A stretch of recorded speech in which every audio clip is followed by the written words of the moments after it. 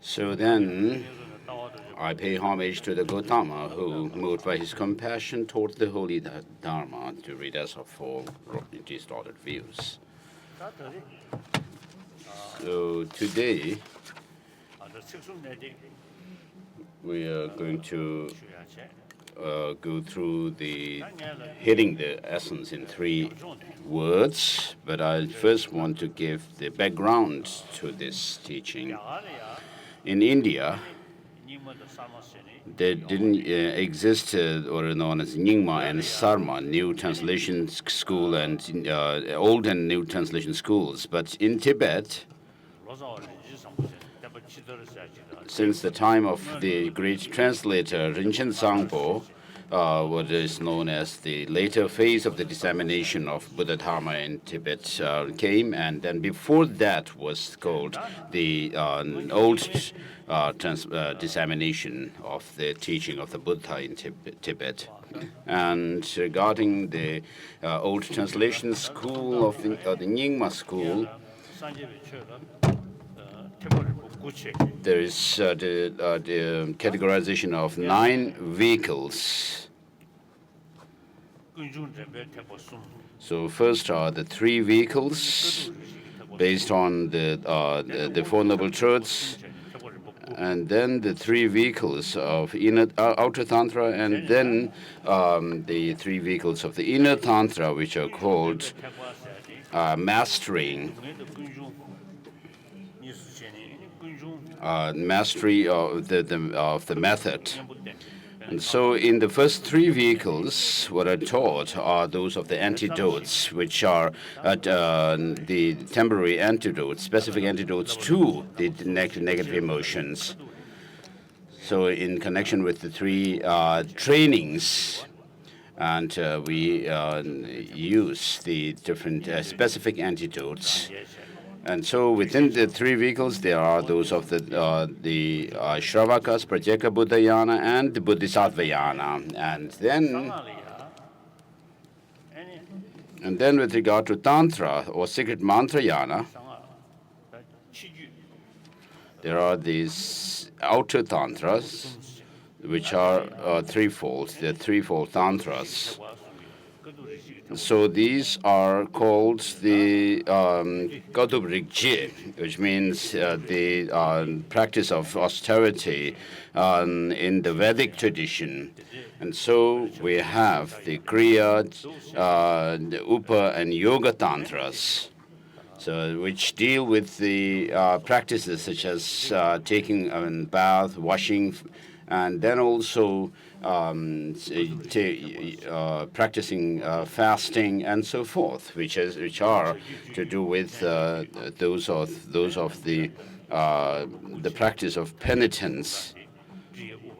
And so usually when we talk about the tantras, we have the Kriya, Charya, and Yoga tantras. But in the Nyingma tradition, they use Kriya, Upa, and Yoga tantras. And then the inner tantras constitute those of the 3 tantras. And so these are called the mastery of the method vehicle.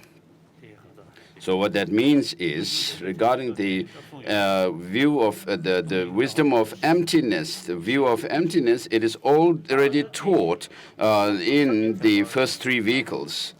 Now here, the mastery of method vehicle refers to the profundity or superiority of the subjective mind that is used to realize emptiness. And so when we talk about the profound or profundity and peaceful, and also free from fabrication, there are, regarding the fabrication, there are those of the fabrication, such as the generic image fabrication, and then those of the multiplicity, the conventionality, and then that of the object of negation in connection with emptiness. And so in the Dzogchen terminology, the grosser states of mind are also taken as those of the elaborations. So of course, when you are in the full absorption, direct absorption on emptiness, this object of negation also is no more there in your view. But the mind that we are talking about here is not just the temporary gross state of mind, but having seized those of the temporary adventitious states of mind, then the innate luminous mind is used to realize emptiness. And therefore, from this actually comes the profundity of the practice. And so here, mastery refers to when you actually are able to develop this innate clear light mind into the path. Therefore, the temporary or the gross states of mind kind of cease, and therefore you have mastered this innate clear light mind to realize emptiness, and therefore it's called mastery. And then within this, there is the Maha, Anu, and Ati Yogas. Maha Yoga dealing with the developmental or the generation stage, the Anu Yoga doing with the completion, and then Ati Yoga dealing with that of the referring to the perfection, the complete perfection or the great perfection. So without having to resort to the coarser states of mind, you actually realize emptiness and stay absorbed in that. And with this clear light, the innate clear light mind itself, and therefore the mind being absorbed in emptiness, actually undermines our grasping at true existence. And then when the gross states of mind have ceased, and the innate subtle clear light mind manifests, and when the gross states of mind, of course, cease, and therefore they do not arise at that very moment when you are in the state of the clear light, the subtle clear light mind, and therefore in these 9 yanas are taught in the Nyingma tradition. So this actually is a very comprehensive way of putting the teaching of the Buddha. So Maha, Anu, and Ati within the inner tantras, all three use the innate subtle clear light mind, but during the generation stage of the Mahayoga, there is the practice of visualization of deities, oneself as deities, and then in the Anu Yoga, which is the vehicle of transmission, and then there is the practice of the completion stage. And so these practices are done by using gross state of mind. And so of the 9 vehicles that are taught, the 8 other vehicles from Anu Yoga down, they are called collectively Tegye Loi Trupta, which means the tenet or of the 8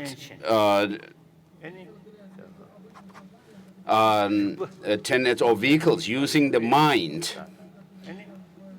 Whereas in the Ati Yoga, you are introduced to the pristine awareness, and then, therefore, by using this innate clear light mind, you because it uses that, it is called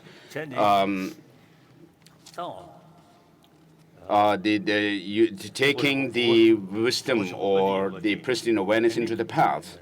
And so Ati Yoga is that practice which uses, where you turn this, your practice, you take this innate clear light mind into the path, whereas the other 8 use the ordinary mind.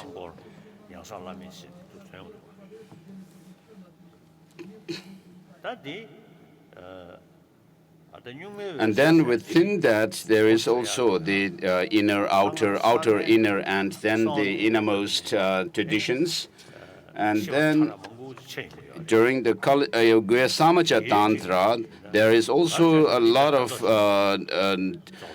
distinction or categorization of the degrees of subtlety of mind.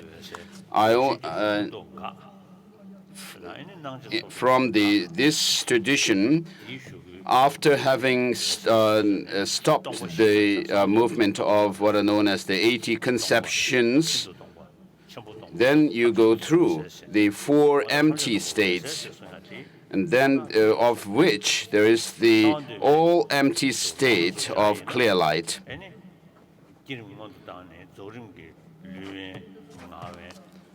So in the Guhyasamaja, during the mental isolation, you are not actually using the grosser forms of mind and energy, but the subtle mind is used to realize emptiness. So when this can be from there, it seems, then we come to that of in the Dzogchen tradition, the using the pristine awareness, the Rigpa, into the path. And in the Kala Chakra, there is mention of empty form, and in the texture is also has this kind of the reflection of the mind that arises in the form of the deity and so forth. So it is similar to that of the empty form taught in Kala Chakra. And so if you compare these different tantras, you will gain more profound understanding. So the unique characteristic feature of Dzogchen is these gross states of mind, while they are active, even while they are active, including the negative emotions, all of them these are states of consciousness, and therefore they have the clarity and awareness or cognitive nature. For example, if we have attachment or anger, we see things as attractive, or in the case of anger, unattractive and we have repulsion towards things. But the basic nature of cognition is there in both these states of mind, because without that you cannot actually cognize objects. And so in Dzogchen, in its pith instruction system, when an truly experienced master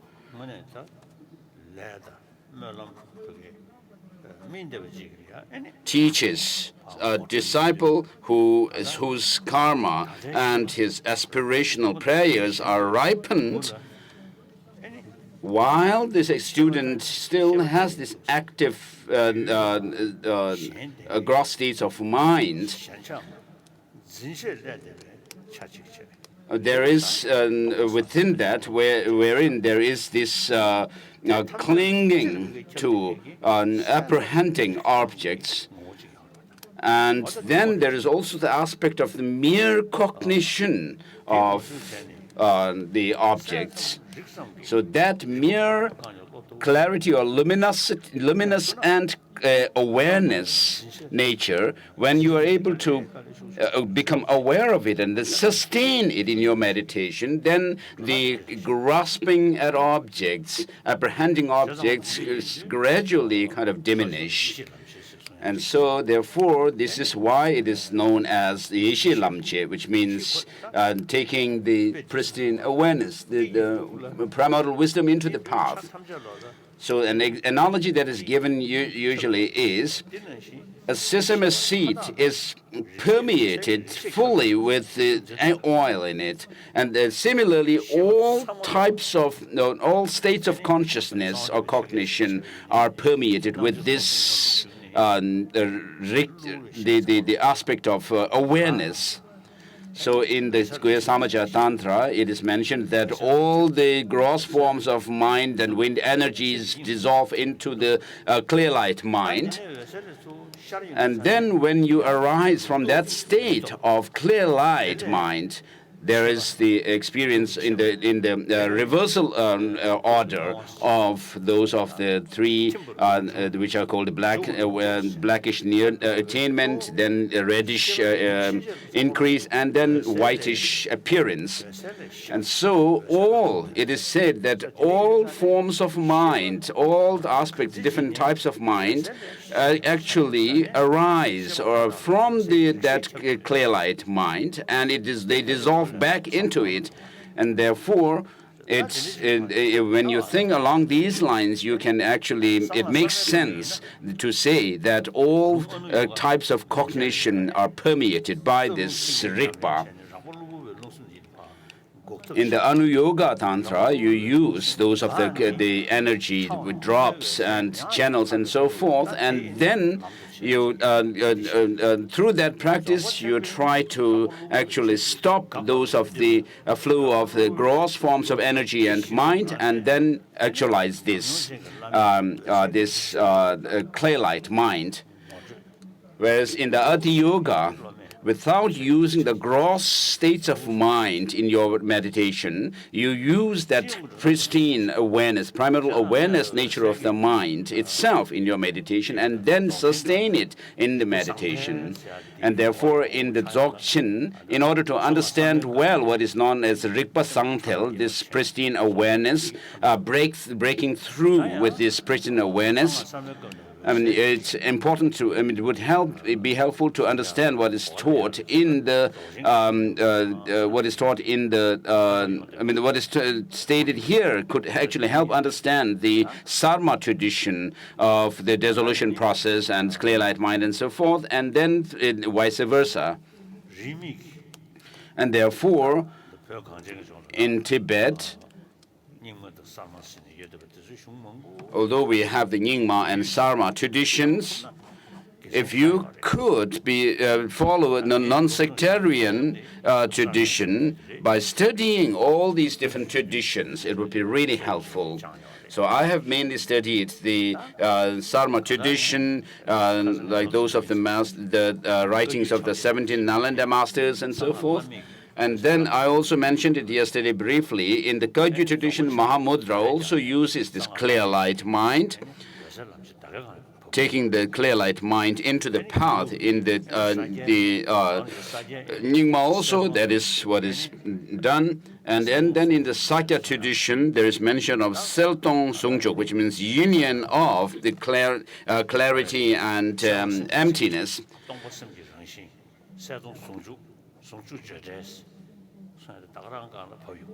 So the clarity is that of the definition of mind, and then its nature is empty, and then you have the union of these two. And then that union is also said to be beyond expression.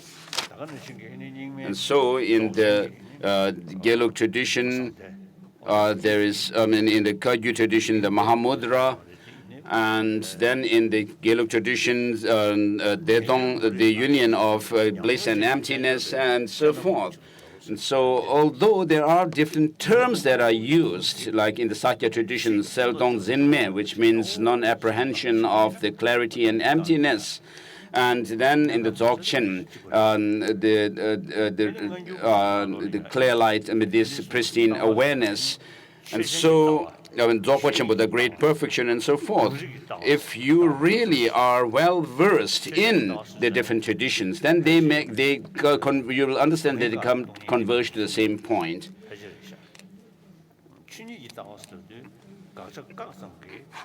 And then in the Dzogchen tradition, there is also the term Chöjin Tetawa, which means the view of the object and then the view of the reality as it is. And therefore, these two refers to the two types of perhaps the negation which is implicative and negation which is not non-implicative. So here you use the logical, the analysis called where the mind comes from, where it abides, and where it goes. And then through this kind of analysis, you actually move towards the understanding and insight into the nature, the final nature of the mind itself. In Dotuk Jingme Tembe Nyima's writing, who was actually writing his commentary on the Nyingma traditions by understanding the general structure of the Buddhism, like understanding those of the Madhyamaka tradition well, and also the logical tradition. So Khenpo Tsullo, who was a student of Dodo Jingme Tembe Nyima, his writings on Dzogchen were quite comprehensive, where he is able to actually bring all the different traditions and texts together by comparison, by comparing them. Otherwise, sometimes you find texts which may have to do with pith instructions, but they don't really tally well with the Madhyamaka and the epistemological treatises well.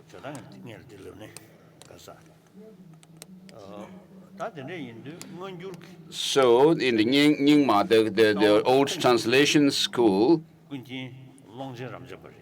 the main source of the Nyingma tradition comes from Kunken, the omniscient Longchen Rabjampa, he who wrote the 7 treasuries, and then the trilogy of ease and comfort, and others. So I have received the transmission, reading and explanatory transmission of the 7 treasuries from Trishik Rinpoche.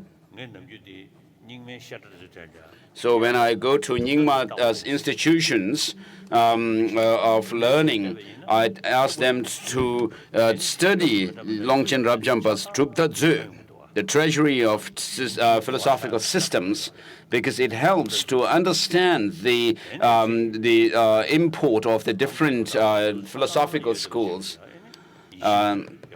And then Yishi Dzu, the treasury of primordial wisdom, is very helpful to understand the teaching comprehensively. And then Damngak Dzu, the treasury of instructions, and then Shuying Dzu, that of the treasury of the Dharmadhatu. And so I have received these explanatory transmissions, and then also the trilogy of ease and comfort. So having received that, I have also done the 100-day meditation that you have to do on the Semying Yelso, the ease and comfort in the nature of the mind. And then I also received transmission of the Yönden Dzu by Jingme Lingpa, and then its commentaries, Namkin Shingta, and Denyi Shingta or something like that, the omniscient chariot, and then the omniscient 2 truths or something like that. So Alaksha Tendal Haramba, who was a great scholar of the Gelug tradition, so he has written many different texts, such as the commentary, treatise on the reasoning called One and Many, to analyze emptiness. So, so these are used. Jingme Tembe Nyima seems to have read these texts, and they are really helpful to gain deeper understanding of the general teaching.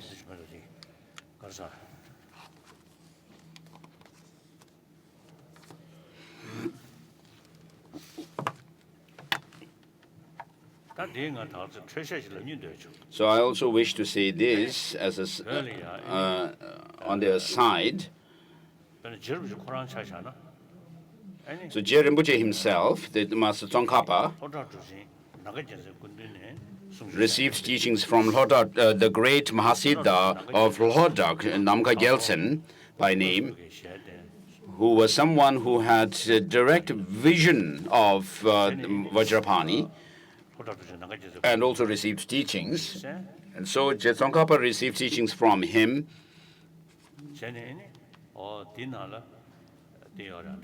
And in Master Tsongkhapa's writing called Shulen Sergitenwa, the Rosary of Gold, which is an answer to the questions. So Lhoda Drupchen was taught by Manjushri himself.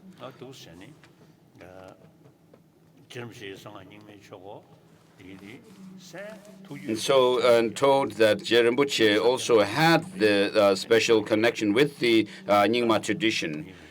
And then Rinpoche also studied the Kagyu and Kadam traditions and Sakya. And so amongst his disciples, and from amongst his disciples, the omniscient Gendun Drup, the first Dalai Lama, was also a non-sectarian. He received teachings from Dashi Namgyal or somebody. And then the second Dalai Lama, Gendun Gyatso, was also non-sectarian. Then Sonam Gyatso, the third Dalai Lama, was also this non-sectarian. And the fifth Dalai Lama, which was well known, is well known.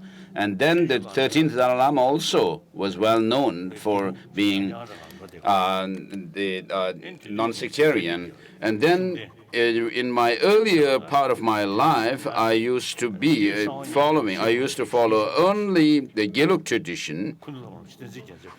And then I had the wish to receive the teaching on the Tantras, the essence of the Guha Garbha, and Guhaya Garbha,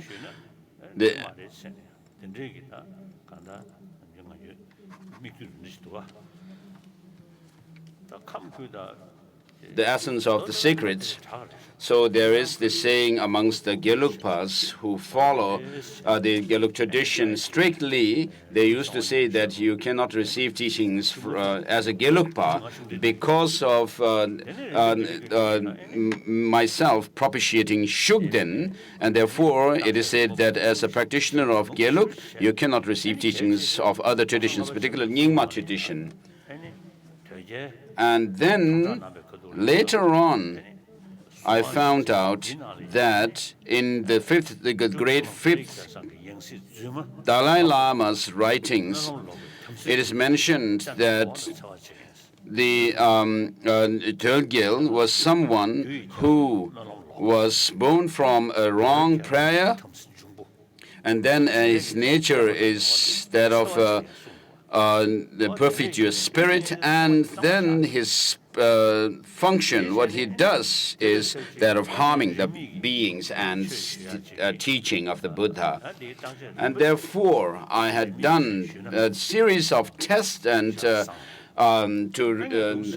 in order to check whether I should follow the non-sectarian tradition or not. And then it showed that it was good to do so. And therefore, I received many teachings from Dilgo Khyentse Rinpoche, the late Dilgo Khyentse Rinpoche. And then from Tushi Rinpoche, I received teaching. So Kagye Namsom and so forth. And T. Yeshe Lama, the unsurpassed commentary, or guided teaching of the primordial guru, wisdom guru. And then later I received teachings from Tushi Rinpoche, as I mentioned earlier.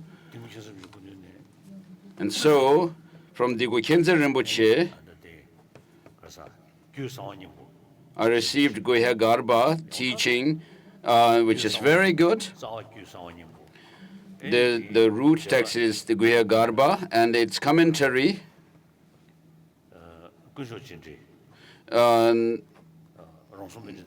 Rongsom Pentita's commentary on Kuntu Jindil, the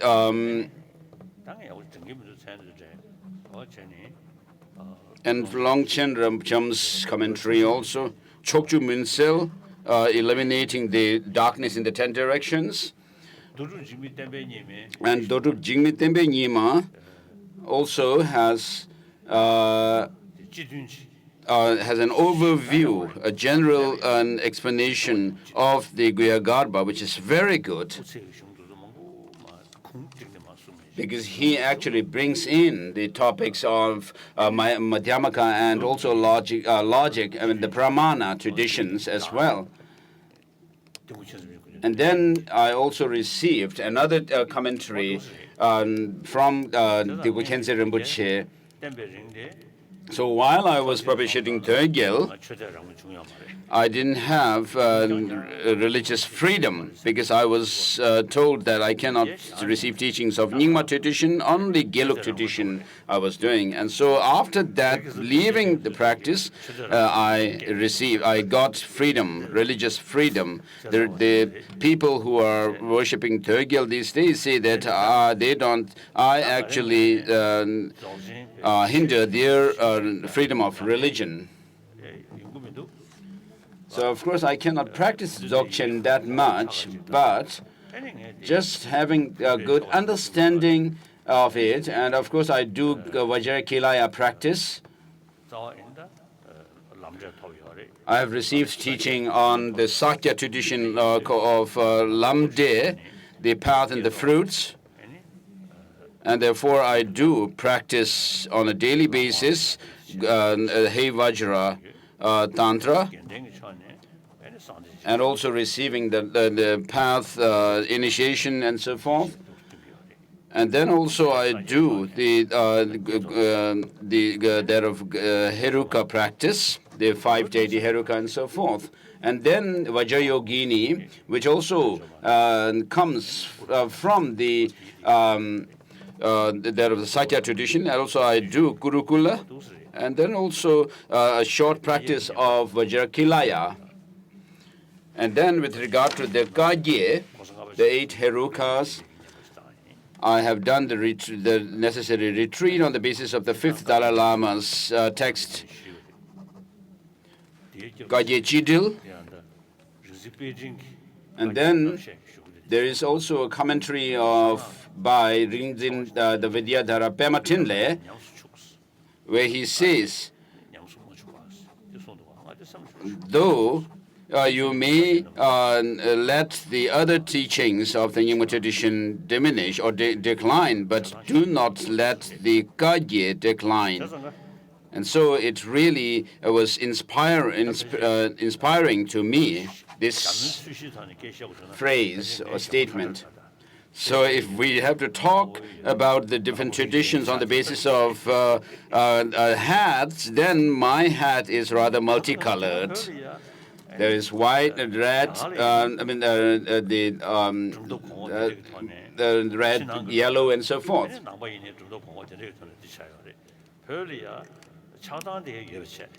So in India, there was lots of arguments amongst the different philosophical traditions. But in Tibet, what happened is we say that this is Nyingma, Sakya, Gelug, and Kagyu, Chonang, and so forth. Although we are all followers of the same tradition, which has the complete teaching of the Buddha, and we still make this kind of distinction, discriminate. It's important for us to have a deep, sincere respect and with the pure, clear vision of the different traditions. So it's important for us to understand the different traditions and develop the respect for all the different traditions. So I just really wanted to say this. So this text, that hitting that essence in 3 words, has its roots in Dzogchen.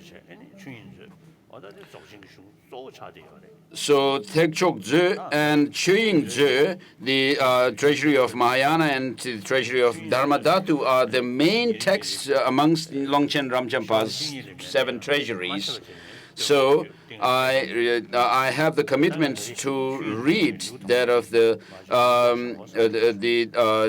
treasury of Dharmadhatu, even if I'm able to read a few lines from it. So I'm just reading the first chapter of this treasury of Dharmadhatu.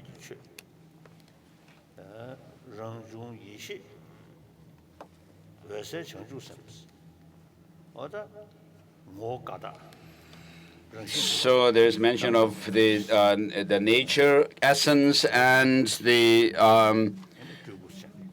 expression. So nature being the primordial purity, and essence being spontaneity, and then expression being that of the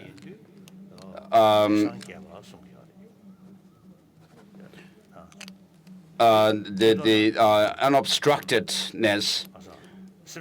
And so in the Nyingma tradition, there is also the term that is used, which is the Yesangyepa, which means primordially enlightened.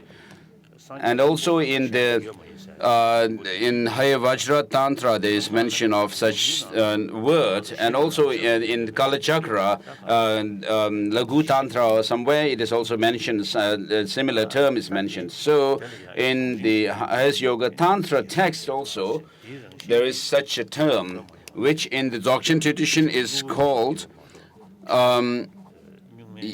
the primordial enlightenment. And what that refers to is that the basic nature of the mind has never been tainted by any of the defilements in its intrinsic nature. And because we have this basic nature of the mind, the luminous, innate luminous nature of the mind, therefore there is possibility to overcome all our defilements and thereby become a fully enlightened being, which means you are free from all the defilements. And therefore, that is possible because of that basic, the primordial enlightenment. And so the highest instruction is called that of the instruction of the Dzogchen.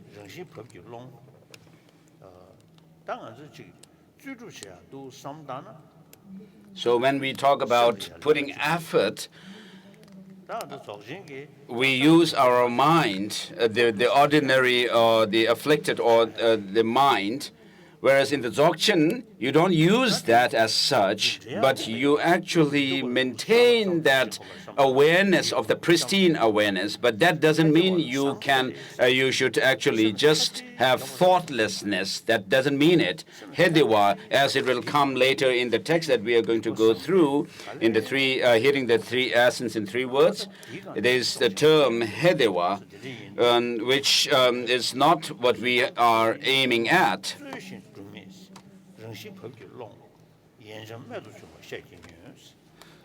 So Longchen Ramjampa exhorts to listen to this teaching. So this spontaneous mind, which is this clear light or the luminous nature, so its nature is primordial purity, primordially pure, as it is mentioned in the second turning of the wheel of Dharma, whatever term you may use, and its nature, essence is unobstructed. So, which means spontaneous essence. The essence is spontaneous. From within that clear light, innate clear light mind of each individual, all our experiences arise from there, and also they dissolve back into it. And the Buddhahood also is attained on the basis of that.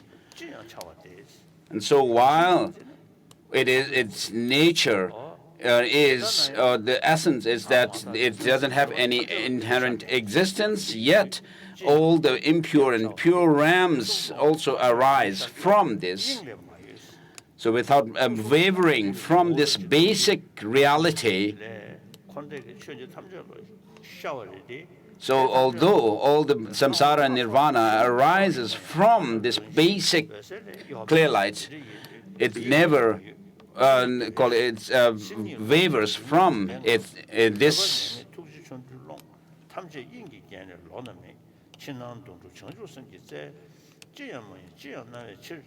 Please listen to His Holiness giving the transmission. So that is the general explanation of the Rigpa.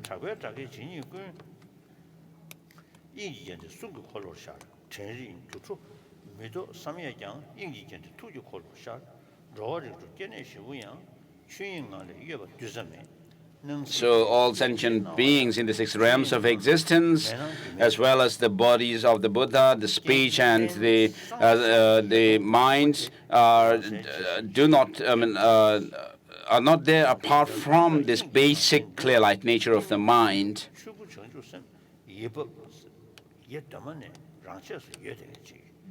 So the term ye bab means that the basic nature of the mind, which of course it's actually empty, and there with regard to emptiness, there is xiantong, extrinsic or other emptiness, which of course we can actually understand, because in the Guhyasamaja there is mention of the all empty nature, which is the state which is actually free from the first 3 empty states, and therefore that is the other emptiness.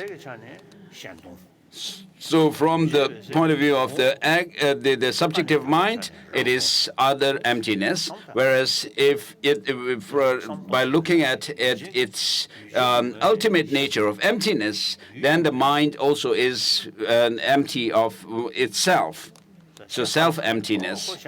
So otherwise, sometimes we say, oh, that person is the proponent of Xiantong philosophical view, and then there is kind of a jeering or looking down upon it, such practitioners. And of course, there are people who follow the different traditions. Even in the Garden or the Gelug tradition, there are people who do not really hit home to what they are actually trying to propound.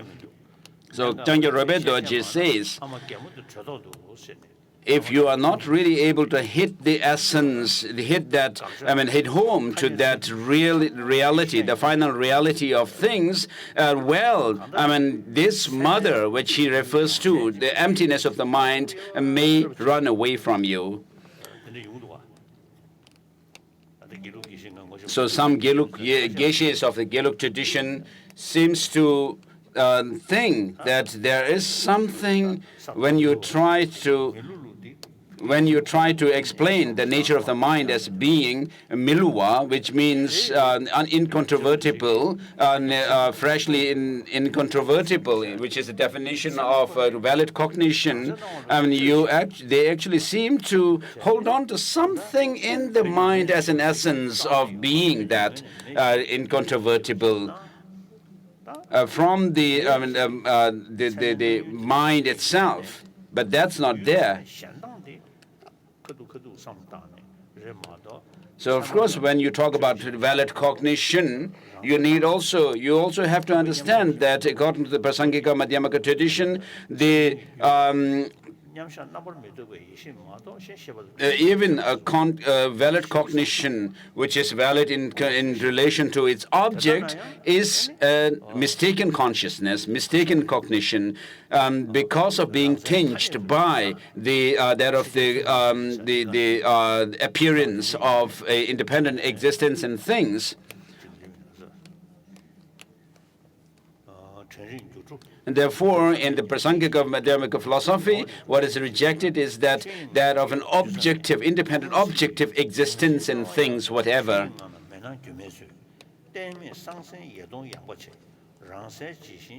So things arise like an illusion, although they are empty of any inherent existence. And therefore, the primordially flowing nature, which is the nature of emptiness.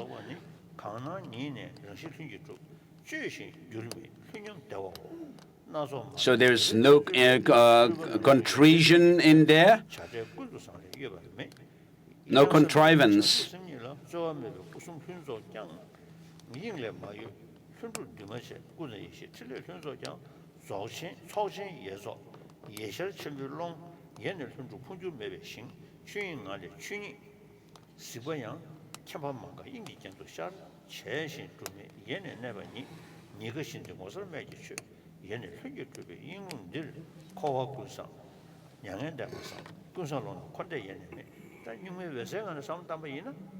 So from the point of view of this clear light nature, innate clear light nature of the mind, when you actually look from the perspective of this innate clear light mind, there's no samsara and nirvana as such. Therefore, it mentions the samsara is the perfect, all good, excellent, and nirvana is all excellent. And we and myself and others are also all excellent.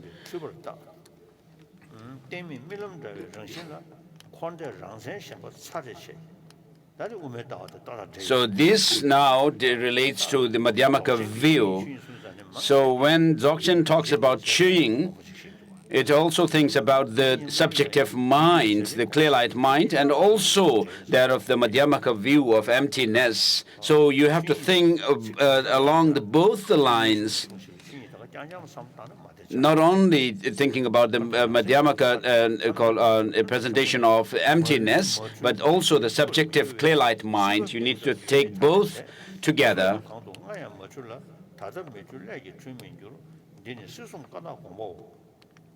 So from that point of view, it says that nobody is mistaken or.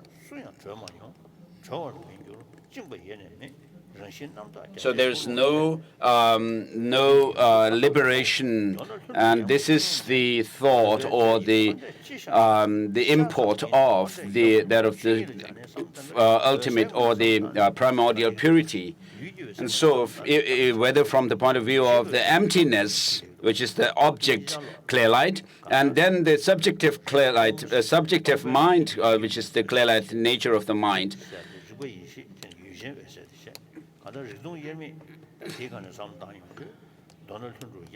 So then you talk about Riktong Yerme, which means inseparability or indivisibility of the cognition or awareness and emptiness.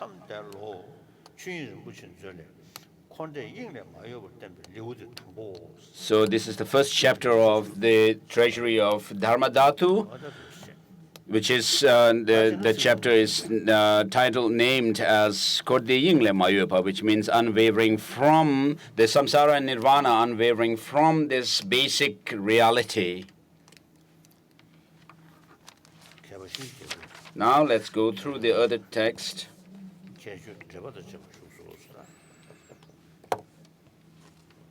So the comment. So it's already 11:30. So I'll just go through the root text. Homage to the Lamas. So the uniqueness of wise, glorious monarch, the three keys penetrating the core. So here the text mentions the view, meditation, and conduct. And so in relation to these three, it mentions the Lamas, Longchen Rabjam, Khenze Özer, and Gewe Nyugu. And so when someone has these experiences, then one could actually attain and become the fully enlightened Buddha based on this primordial Buddha. So even if you are not able to, within one lifetime, even if you're not able to do that, then at the time of when you go through the process of dying and you are in that state of the clear light, you could also be enlightened.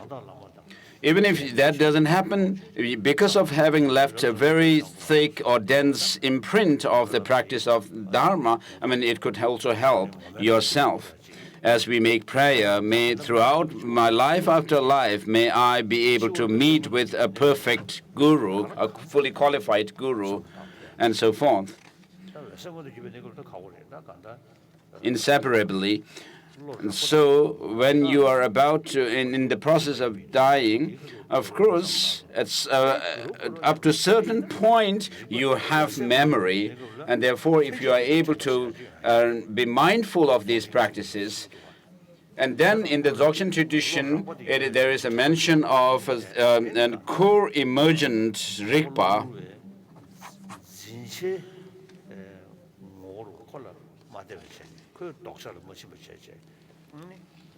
So that, within that meditation, when you use that, you don't let your mind stray towards those of the apprehension or the clinging nature, but just sustain the Rigpa itself, and then that makes a difference.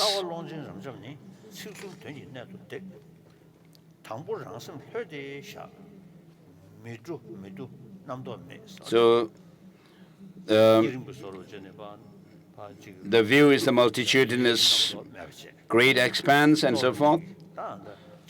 So when you do, just like in the Mahamudra practice, you don't let the past memories arise, and you don't anticipate the future, but just maintain the present moment of the mind, and within that, not allowing the mind to follow after the objects, appearances, and also the different thought processes, without having any kind of clinging or grasping. You just maintain or retain your mind on the present nature or moment of that basic nature.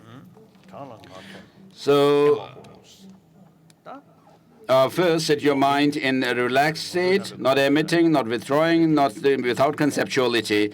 In this relaxed state of total absorption, suddenly shout "Pet," striking your awareness, strong, intense shot, emaho. So when introducing to the Rigpa, when a Lama says "Pet," it kind of breaks the mind from some kind of into this state where you are kind of astounded, and you are not thinking, you are not able to think what happened and what's going to happen, but just that state. And then from within that experience, you are introduced to the Rigpa. So without any kind of, so this is used, the pet sound is used to forcibly cut the grasping. So of course this needs experience. And then it says nothing, but you are just astounded. So that is not Dzogchen as such. I had a talk with a Dzogchen practitioner in San Francisco. There was a big earthquake, and I met this person and asked him, "What did you do?" And this person said, "It was a very good opportunity to practice Dzogchen." So I think he was talking about, there was this kind of a astounding experience that he had, and that is not Dzogchen. Perhaps he was mentioning that. So that is the perhaps the initial stage to enter into the introduction of Rigpa. So when you are able to maintain that state for a while and sustain this meditation in this meditation, then you will see the Rigpa nature. So I had a talk with Tishik Rinpoche. Without having any thought, I asked, without having any thought, does it actually mean that you have Dzogchen experience? And Rinpoche said, while you have this state of Hedewa, you need to have that breakthrough. That is the kind of laying the foundation for Dzogchen. But you need also to realize that the unborn nature of the mind. And for that, of course, you need to also have done the analysis that are used to establish emptiness. And therefore, Trisha Rinpoche mentioned that you also need that breakthrough. It is like a bird, the hawk, leaving its hawk. So the hawk is very alert of what's going on in the surrounding, and it should be like the hawk leaving its nest, which means that while you have the cognition of the object, you are not following after it, but you are actually maintaining your awareness and sustaining that cognition without the following after the apprehensions and objects. And then we talk about wisdom, Dharmakaya, which is attained during Buddhahood.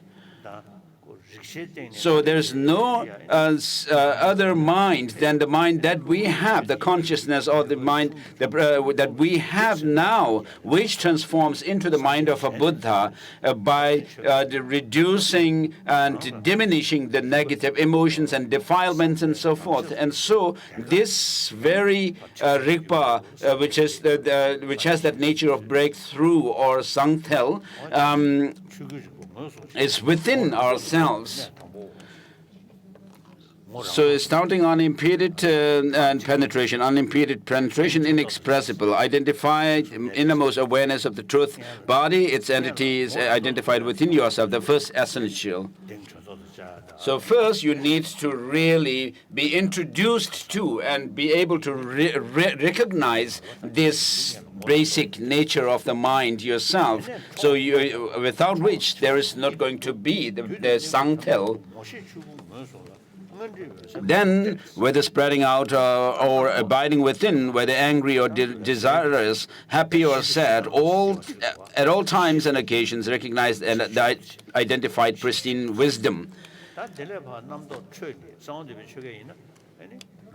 So we have the basic clear light nature, which is also termed as the basic the ground level Dharmakaya. And from this, all the different varieties of objects, forms, sounds, states, and so forth, and also different thought processes arise. So all of them arise from this basic innate clear light mind. And when you are able to understand that at all times and occasions, recognize the identified pristine wisdom, truth body. And for those with prior acquaintance, the mother and child clear lights meet when an experienced Lama with experience is able to introduce that to you. And then you will see that all the different experiences arise from this basic clear light mind. And then what are known as Shi and Shinang, the basic basis, and then the appearance of the basis, you will be able to see that how they can dissolve into this basic clear light nature.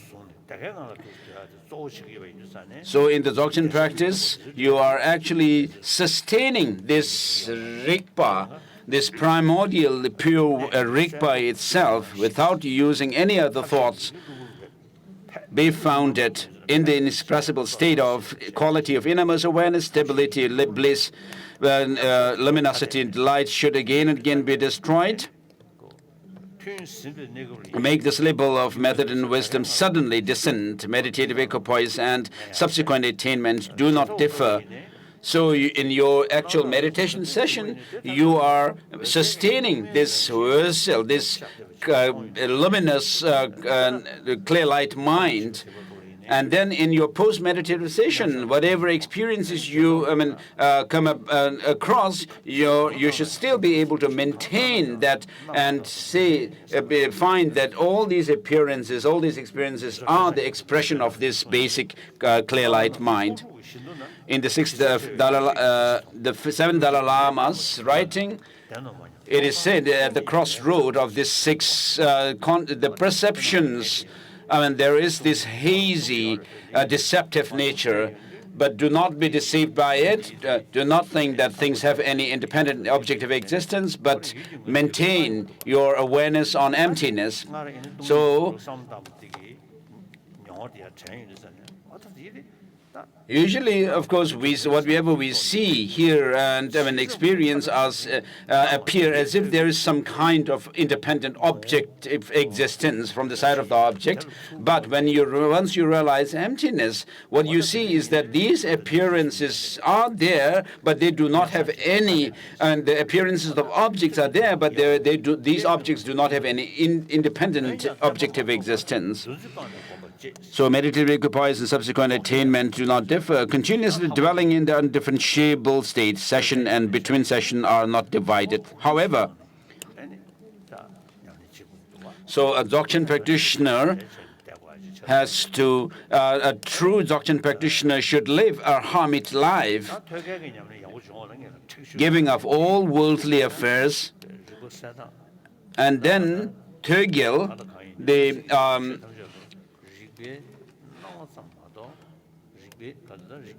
and in this practice, you are able to have a certainty that everything is the reflection or the expression of the Rigpa.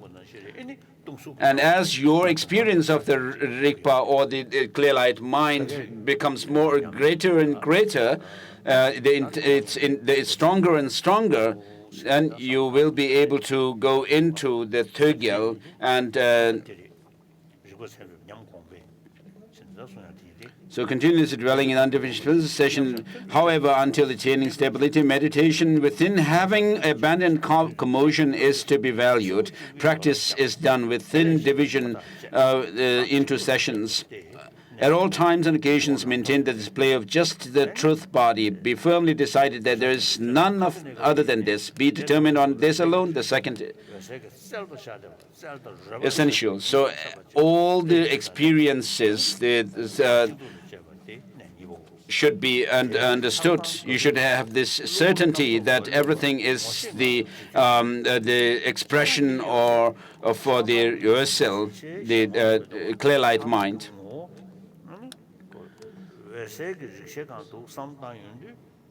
So when you think about attachment and anger, and actually look at it from the nature and perspective of the nature of that clear light mind,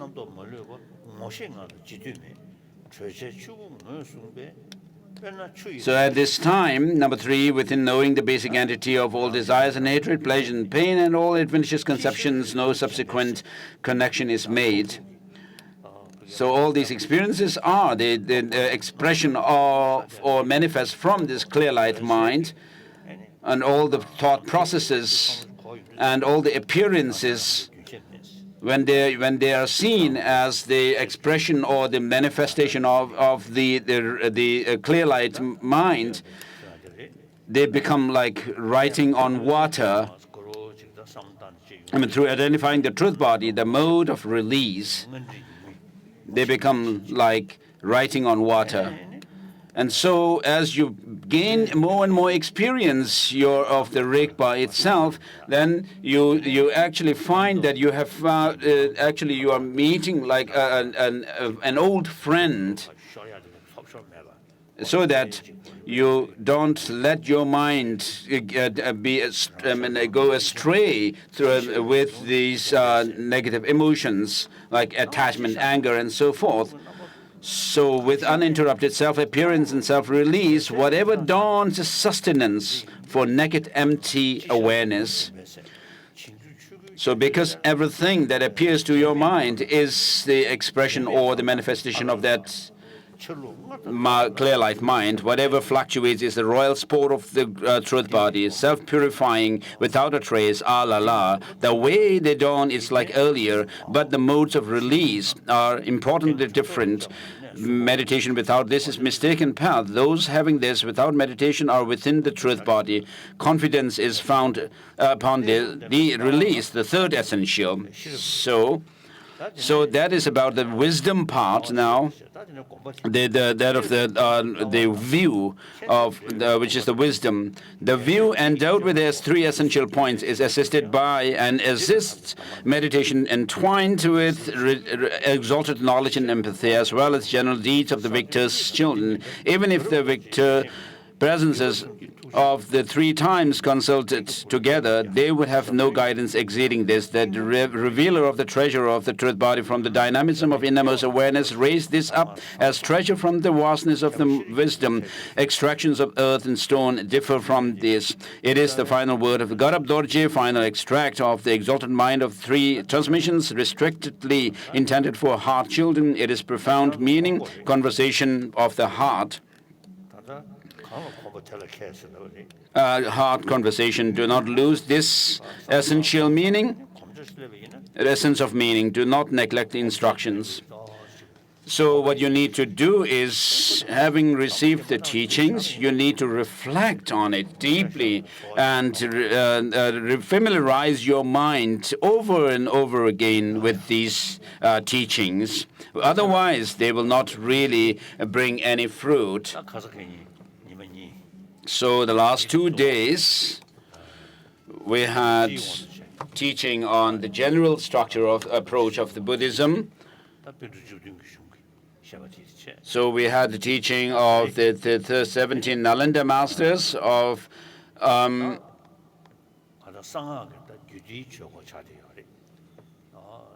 and today's teaching is falls under the tantric teaching, and within that the Nyingma tradition of the Sarma and Nyingma traditions.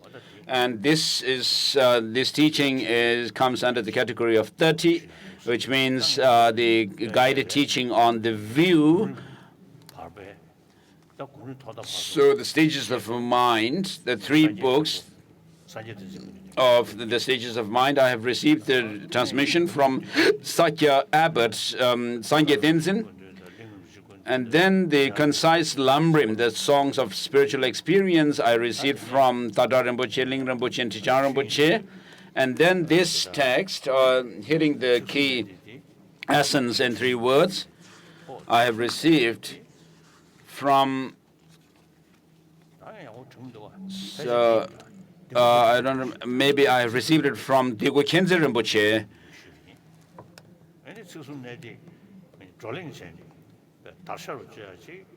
Then I had discussion on this text with through dialogue with Sakya Abbot, who is a very good scholar, and he's such an inspiring person, Kimbo Rinchen. So when I met him, I went through this text and had discussions on it. So it was as if like I had received the reading called guided instruction from him. So I hope the teachings of these 3 days would be of some benefit to you. And then we also did the ceremony for bodhicitta yesterday. And if you have time and if you're able to do take it, then you should, on a daily basis, recite the 7-limb practice and then do the ceremony, the verses that we used for bodhicitta yesterday. And then you should also study the general teaching of the Buddha, and then those of the Tantra, and then it will help you to understand the Dzogchen text as well. And so if you could do like this, it would be beneficial. Maybe we'll also meet in the afternoon. So we as human beings have this marvelous intelligence. Where do we use it?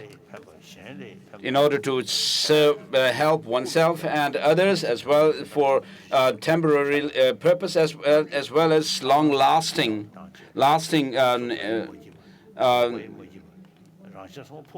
If we could use it constructively, it is very going to be good. Otherwise, to use it for destruction, making oneself and others unhappy and so forth, that's a waste.